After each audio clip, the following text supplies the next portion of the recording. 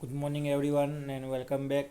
Mechanical engineering के subject oil hydraulics and pneumatics के chapter number 2 में आप सबका स्वागत है।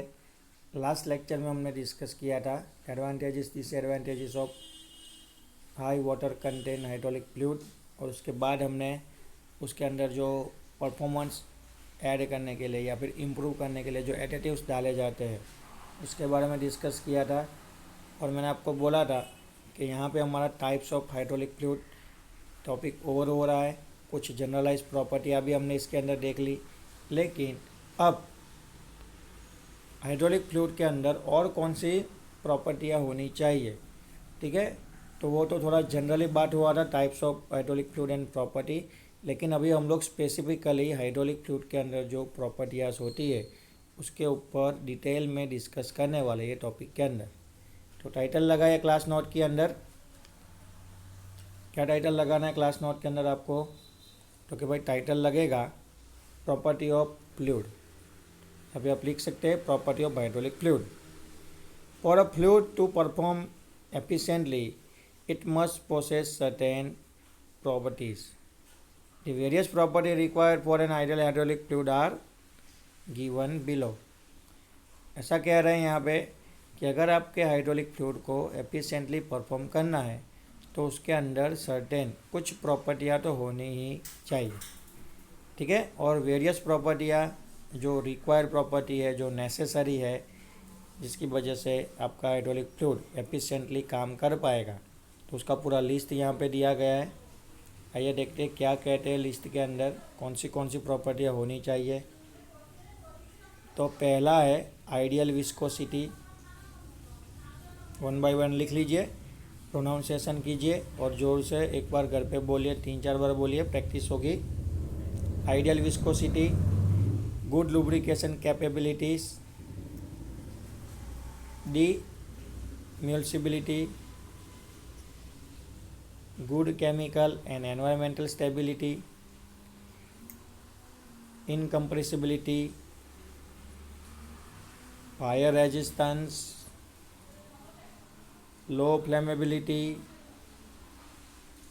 foam resistance, low volatility, good heat dissipation, low density and system compatibility। तो कुछ बार प्रॉपर्टियाँ दी गई है, वन बाय वन सबको लिखना है, नोट डाउन करना है, और एक बार फिर से बोलना है। Ideal viscosity, good lubrication capabilities, demulsibility, good chemical and environmental stability, incompressibility, fire resistance, low flammability, foam resistance, low volatility, good heat dissipation, low density, system compatibility. Okay, आइए देखते हैं one by one. It is most impossible to achieve all the properties in hydraulic fluid. देखिए, कोई चीज़ सर्वगुण संपन्न नहीं होगी, किसी चीज़ के अंदर आपको 100% एफिशिएंसी नहीं मिलेगी। बिल्कुल उसी तरह एक ही हाइड्रोलिक फ्लूइड के अंदर ये सारी की सारी प्रॉपर्टियाँ हो, ऐसा कभी पॉसिबल नहीं है। It is impossible to achieve all the properties. सब प्रॉपर्टियाँ एक ही लिक्विड के अंदर हो, हाइड्रोलिक फ्लूइड के अंदर हो, ऐसा पॉसिबल नहीं है। Although we can select a good fluid with desirable property. इसीलिए हम लोग क्या करते हैं, एक अच्छा सा फ्लूइड सिलेक्ट करते हैं जिसमें ये 12 में से मैक्सिमम प्रॉपर्टियाँ कवर हो, डिज़ायरेबल प्रॉपर्टी है ना, जो अचीव कर सकते हो उसको अचीव कर लेना। Some of the characteristic of a fluid changes with usage. कुछ जो कैरेक्टरिस्टिक होती है फ्लूइड की वो उसके यूज़ के साथ चेंज हो जाती है। ऐसा होता है कि भाई पहले विस्कोसिटी अच्छी होती है, लेकिन जैसे फ्लूइड यूज़ होता जाता है विस्कोसिटी कम हो जाती है, चेंज हो जाती है। तो it is dependent on the operation या फिर फंक्शन, उसका जो एप्लीकेशन है उसके ऊपर डिपेंडेंट होगा, ठीक है। कुछ कॉम्बिनेशन बनाएंगे प्रॉपर्टी का, उसको ही हम लोग क्या करेंगे, यूज़ करेंगे। For example, it is common for the temperature of the fluid to rise due to friction in the system which reduce the viscosity of the fluid. मैंने अभी जो बोला आपको हिंदी में, वही इस भाई साहब ने इंग्लिश में बोल दिया कि भाई टेम्परेचर के साथ कॉमन है कि जैसे ही टेम्परेचर बढ़ेगा फ्लूइड का विस्कोसिटी कम हो जाएगा, which is which in turn increase leakage and reduce the lubrication ability. जैसे विस्कोसिटी कम हो जाएगा, लिक्विड आपका पतला हो जाएगा। पतला लिक्विड है तो कंपोनेंट के बीच में जो क्लियरेंस होगा वहाँ से लीकेज होने के चांसेस बढ़ जाते हैं, और उसके साथ साथ लुब्रिकेशन जो एक्शन है, लुब्रिकेशन जो एबिलिटी है वो भी रिड्यूस यानी कम हो जाती है। तो ये टेम्परेचर के ऊपर डिपेंडेंट है, इसमें हम लोग कुछ कर पाएंगे नहीं। अब fluid get oxidize and become acidic with usage. जैसे जैसे फ्लूइड यूज़ होगा ऑक्सीडाइज होता जाएगा, ऑक्सीडेशन होने के चांसेस बढ़ जाएंगे, उसकी वजह से वो एसिडिक नेचर में भी आ सकता है। Certain additives are added to preserve the desirable property and to make the fluid more stable.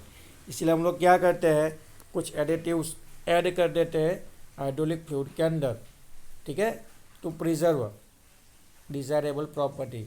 कुछ प्रॉपर्टियाँ जो नेसेसरी है उसको पकड़ के रखने के लिए, उसके अंदर प्रॉपर्टियाँ लाने के लिए कुछ एडिटिव्स ऐड करते हैं, जिससे हमारी प्रॉपर्टियाँ बरकरार रहती है, स्टेबल रहती है हाइड्रोलिक फ्लूइड के अंदर during the operation. Clear? Some of the desirable properties and their influences on a hydraulic fluid are discuss briefly in the following subsection. कुछ डिजायरेबल प्रॉपर्टी और उसको इन्फ्लुएंस करने के लिए हाइड्रोलिक फ्लूइड के अंदर जो हमने एडिटिव्स डाले हैं, ठीक है, वो सब आपको यहाँ पे नीचे डिटेल में डिस्कस करके दिया गया है। तो आइए अभी देखते हैं जो प्रॉपर्टियाँ थी उसका डिटेल डिस्क्रिप्शन। पहला हमारा जो प्रॉपर्टी था वो था आइडियल विस्कोसिटी। विस्कोसिटी लेकिन कौन सी? Ideal. The most basic desirable property of the hydraulic fluid is the optimum viscosity. देखिए हम चाहते हैं कि भाई हाइड्रोलिक फ्लूइड ऐसा हो जिसके अंदर विस्कोसिटी बहुत ही ज़्यादा हो, ऐसा हम नहीं चाहते। या फिर हम लोग ऐसा भी नहीं चाहते कि हाइड्रोलिक फ्लूइड के अंदर विस्कोसिटी बहुत ही कम हो। हम तो ऐसा चाहते हैं कि भाई ऑप्टिमम विस्कोसिटी मिले। ऑप्टिमम मतलब क्या है? रीजनेबल, ना ज़्यादा ना कम। तो ऑप्टिमम विस्कोसिटी मिले ऐसा हमारा हाइड्रोलिक फ्लूइड होना चाहिए, ठीक है। जिससे क्या हो जाएगा, तो कि फ्लूइड का जो फ्लो होने का रेजिस्टेंस है, फ्लूइड जो बह के बाहर आ जाता है, लीकेज हो जाता है, तो उसका रेजिस्टेंस थोड़ा हमारा बढ़ जाएगा। When viscosity is low the fluid flow easily. सबको मालूम है लिक्विड अगर पतला हो जाता है तो इजीली फ्लो होके निकल जाता है, लीकेज हो जाता है। On the other hand when viscosity is high the fluid flow with difficulties. जैसे ही विस्कोसिटी बढ़ता है तो फ्लूइड बहुत ही गाढ़ा हो जाता है ना, ठीक हो जाता है। क्लियर? स्निग्धता उसकी बढ़ जाती है, तो उस टाइम पे उसको फ्लो होने में डिफिकल्टीज होती है। A low viscous fluid is a thin and can flow easily, whereas high viscous fluid is thick and can not flow easily. पतला लिक्विड है तो जल्दी फ्लो हो जाएगा, गाढ़ा लिक्विड होगा तो फ्लो हो पाएगा नहीं। The viscosity of a fluid should be high enough to seal the working gap between the parts and prevent the leakages. देखिए जहाँ जहाँ कंपोनेंट स्लाइड हो रहे होंगे, रोटेट हो रहे होंगे, वहाँ पे हमने सील तो लगाया ही होगा, रबर का, नाइट्राइल रबर का, नेचुरल रबर का, लेटेक्स रबर का, ठीक है। लेकिन फिर भी कुछ क्लियरेंस ऐसे होते हैं जिसके बीच में से लिक्विड फ्लो हो जाता है, लीकेज हो जाता है। तो ये लीकेज कब प्रिवेंट होगा? जब हमारा हाइड्रोलिक फ्लूइड थोड़ा विस्कोसिटी वाला होगा, उसका विस्कोसिटी का वैल्यू हाई होगा, लिक्विड थोड़ा गाढ़ा होगा, तो गैप में से वो पास नहीं हो पाएगा और लीकेज हो पाएगा नहीं। लेकिन जैसे ही टेम्परेचर बढ़ेगा विस्कोसिटी कम हो जाएगी, लिक्विड पतला हो जाएगा, तो वो गैप में से फ्लो होकर लीकेज होकर बाहर आ जाएगा। High viscosity fluid require high energy to overcome the internal friction resulting excess heat generation. अगर विस्कोसिटी हाई रहेगा, ठीक है, अगर लिक्विड गाढ़ा रहेगा तो उसको आपको अगर एनर्जी ट्रांसफ़र के लिए या फिर पावर ट्रांसमिशन के लिए यूज़ करना होगा तो आपको उसको थोड़ा ज़्यादा प्रेशर से दबाना पड़ेगा, तो वो कंपोनेंट के साथ थोड़ा इंटरनल फ्रिक्शन क्रिएट करके फ्लो होगा, जिसकी वजह से हीट बढ़ेगी, टेम्परेचर राइज होगा और उससे विस्कोसिटी कम होगी। ये सब एक दूसरे के साथ जुड़े हुए, फ्रिक्शन बढ़ेगा, ठीक है, विस्कोसिटी बढ़ेगी, तो फ्रिक्शन बढ़ेगा तो टेम्परेचर बढ़ेगा, लिक्विड गर्म होगा तो लिक्विड पतला हो जाएगा, विस्कोसिटी की वैल्यू कम हो जाएगी। On the other hand, a low viscosity fluid flow easily but causes leakage and reduce the volumetric and overall efficiency. दूसरी तरफ आप देखोगे तो कि भाई लिक्विड को थोड़ा पतला कर दे तो विस्कोसिटी कम हो जाएगी, लिक्विड पतला हो जाएगा तो लीकेज हो जाएगा, ठीक है। उसके साथ साथ उसकी जो वॉल्यूमेट्रिक एफिशिएंसी है वो डिक्रीज़ हो जाएगी। वॉल्यूमेट्रिक एफिशिएंसी डिक्रीज़ होगी तो सिस्टम की ओवरऑल एफिशिएंसी के ऊपर भी उसका असर होगा। Therefore the hydraulic fluid should have an optimum viscosity. इसके लिए हम लोग कहते हैं कि भाई हाइड्रोलिक फ्लूइड की विस्कोसिटी ऑप्टिमम होनी चाहिए, ना विस्कोसिटी बहुत ज़्यादा होनी चाहिए, ना विस्कोसिटी बहुत कम होनी चाहिए। Clear? Optimum value of the viscosity. चलिए देखते हैं कि भाई हाई विस्कोसिटी से क्या होगा, लो विस्कोसिटी से क्या होगा। अगर हाई विस्कोसिटी होगी तो high resistance to flow, liquid को फ्लो होने में ज़्यादा रेजिस्टेंस लगेगा तो टेम्परेचर राइज हो सकता है। Increase power consumption due to friction loss, ठीक है। अगर उसको फ्लो होने में फ्रिक्शन लगेगा, अवरोध लगेगा तो पावर कंजप्शन बढ़ेगा सिस्टम का। High temperature caused by friction, friction की वजह से टेम्परेचर बढ़ेगा। Clear? Increase pressure drop because of the resistance, pressure drop होने के चांसेस बढ़ सकते हैं रेजिस्टेंस से। पॉसिबिलिटी ऑफ स्लगलाइज और स्लो ऑपरेशन, है ना, स्लजिंग होगा, सिस्टम जाम हो जाएगी, ऑपरेशन स्लो हो जाएंगे। Difficulties in separating air from oil in reservoir, ठीक है, जहाँ पे हमने कंप्रेसिव एनर्जी क्रिएट करने के लिए रखा है या फिर जहाँ पे सिस्टम से घूम के वापस पूरा लिक्विड रिजर्वियर के अंदर स्टोर होगा तो वहाँ पे क्या होता है कि भाई सिस्टम के अंदर जो हमने प्रेशर जनरेट करने के लिए एयर सप्लाई की होगी तो at the end of the operation reservoir में जब लिक्विड कलेक्ट होता है तो वहाँ पे हाइड्रोलिक फ्लूइड अलग हो जाता है और वहाँ से एयर अलग हो जाती है। तो वहाँ पे अगर हाइड्रोलिक फ्लूइड विस्कस होगा, गाढ़ा होगा, तो एयर को अलग होने में, सेपरेट होने में प्रॉब्लम क्रिएट होगा और उसकी वजह से रिजर्वियर के अंदर बबल्स क्रिएट होंगे और अगर बबल्स क्रिएट होंगे तो उसकी वजह से हैमरिंग एक्शन क्रिएट होता है। ये आप लोग हाइड्रोलिक फ्लूइड मैकेनिक्स के अंदर सारी प्रॉपर्टियाँ पढ़ के आया है कि भाई हैमरिंग एक्शन क्या होता है, वो बबल फॉर्मेशन क्या होता है, फॉर्म क्रिएशन की वजह से क्या प्रॉब्लम होता है वो। क्लियर? लास्ट है greater vacuum at the pump inlet causing cavity, high system noise level, ठीक है। इसकी वजह से क्या होगा, अगर एयर और लिक्विड अलग नहीं होंगे या फिर इजीली मिक्स नहीं होंगे तो पंप जो है, जो हमने फ्लूइड को एनर्जाइज करने के लिए यूज़ किया है, प्राइम मूवर हमारा जो पंप होता है वो, उसके अंदर वैक्यूम क्रिएट हो जाएगा। वैक्यूम की वजह से वहाँ पे कैविटेशन के चांसेस ज़्यादा है, यानी कि जो पंप के कंपोनेंट है उसके अंदर कैविटेशन क्रिएट होगा, जंक लगना शुरू हो जाएगा, कोरोजन के चांसेस है बबल फॉर्मेशन की वजह से, और उसके साथ साथ बहुत ही नॉइज़ यानी कि आवाज़ क्रिएट होगी due to high viscosity. Clear है? विस्कोसिटी से इतने प्रॉब्लम हो रहे हैं, ज़्यादा विस्कोसिटी रखा तो। अभी देखते हैं लो विस्कोसिटी। अगर विस्कोसिटी बहुत ही कम कर देंगे तो इंटरनल लीकेज, लिक्विड पतला हो जाएगा तो कहीं पे भी इजीली फ्लो होकर निकल जाएगा, तो लीकेज की प्रॉब्लम है। एक्सेसिव वाटर, पानी जैसा लिक्विड हो जाएगा, समझ लो पानी ही समझ लो, ठीक है। Possibility of decrease pump efficiency, pump की एफिशिएंसी कम हो जाएगी तो आउटपुट आपको कम मिलेगा, पावर कंजप्शन बढ़ जाएगा। Causing slower operation of activator, जितनी स्पीड से एक्टिवेटर को काम करना चाहिए वो स्पीड कम हो जाएगी। Increase temperature resulting from leakage losses, ठीक है, लीकेज हो रहा है, हाइड्रोलिक फ्लूइड जा रहा है तो उससे सिस्टम में जो सफिशेंट अमाउंट में लिक्विड होना चाहिए वो कम हो जाएगा। उसके साथ साथ लुब्रिकेशन एक्शन भी कम हो जाएगा। तो जहाँ जहाँ पे कंपोनेंट रेसिप्रोकेट हो रहे हैं, रिलेटिवली मोशन कर रहे हैं एक दूसरे के कांटेक्ट में आके, वहाँ पे फ्रिक्शन की वजह से टेम्परेचर बढ़ने के चांसेस ज़्यादा है। Clear?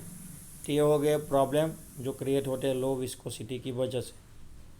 There are two basic method of specifying the viscosity of the fluid. अब आपको यहाँ पे सॉल्यूशन दिया गया है कि अगर भाई हाई विस्कोसिटी है तो ये प्रॉब्लम है, लो विस्कोसिटी है तो ये प्रॉब्लम है, तो इसका सॉल्यूशन क्या है। ठीक है, तो कुछ टू बेसिक मेथड दी गई है to specifying the viscosity of the fluid. Hydraulic fluid की जो विस्कोसिटी है उसको स्पेसिफाई करने के लिए आपको दो मेथड दी गई है, एक है एब्सोल्यूट और दूसरी है काइनेमेटिक विस्कोसिटी। ठीक है, दो तरह की विस्कोसिटी होती है, एक होती है एब्सोल्यूट विस्कोसिटी और दूसरी होती है kinematic viscosity. Viscosity index is an arbitrary measure of fluid resistance to viscosity change with temperature changes. Viscosity index number जो आता है, ठीक है, वो आर्बिट्ररी मेजर है जो फ्लूइड रेजिस्टेंस को मेज़र करता है, और ये जो फ्लूइड रेजिस्टेंस है, जो विस्कोसिटी इंडेक्स नंबर है, वो टेम्परेचर के साथ चेंज होता है। तो एक सीधा मतलब ऐसा निकलता है कि भाई हर एक लिक्विड की विस्कोसिटी को असर किसकी वजह से होता है, टेम्परेचर की वजह से होता है। टेम्परेचर इंक्रीज़ होगा तो विस्कोसिटी कम होगी। ठीक है, टेम्परेचर जैसे जैसे बढ़ेगा लिक्विड का वैसे वैसे उसकी विस्कोसिटी कम होती जाएगी। अ fluid that has a relatively stable viscosity at the temperature extreme has a high viscosity index. ऐसा लिक्विड जो हाई टेम्परेचर पे भी स्टेबल रहता है तो उसको हम ऐसा बोल सकते हैं कि उसका विस्कोसिटी इंडेक्स नंबर हाई है। अ fluid that is very thick while cold and very thin while hot has a low viscosity index. ऐसे लिक्विड जो ठंडे होने पे ज़्यादा थिक यानी गाढ़े हो जाते हैं और गर्म होने पे पतले हो जाते हैं तो उसका विस्कोसिटी इंडेक्स नंबर क्या होगा, लो होगा। क्लियर, वापस एक बार समझाता हूँ सॉल्यूशन।